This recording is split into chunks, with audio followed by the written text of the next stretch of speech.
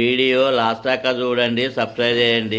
గోజిక్కుడుకాయ టమాటా కూర ఎలా వండాలో వీడియో చూపెడతా. ముందుగానే గోజిక్కుడుకాయ ఉంచుకొని ఉడకబెట్టుకున్నాం, టమాటా కోసుకున్నాం, ఉల్లిగడ్డ, పచ్చిమిరపకాయలు, కొత్తిమీర, పుదీనా రెడీ పెట్టుకున్నాం. స్టవ్ అంటూ పెట్టినాం. ఈ స్టవ్ పైన మట్టి కంతులు పెట్టుకున్నాం.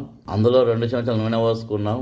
1 చెంచాడు పోపిత్తులు, 1 చెంచాడు జీలకర్ర, ఉల్లిగడ్డలు, అల్లామాకు, పచ్చిమిర్చి, చెంచాడు అల్లం వెల్లిపాయ, 1 చెంచాడు ఇంగు, చెంచాడు పసుపు, కొత్తిమీర, మెంతి, పుదీనా పచ్చివాసన పోయేదా గోలించుకోవాలి.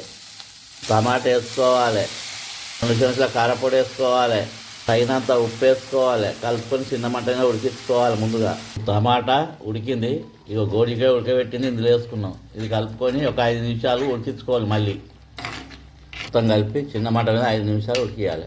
కూర రెడీ అయింది, కలుపుకోవాలి, స్టవ్ ఆఫ్ చేయాలి, దించుకోవాలి.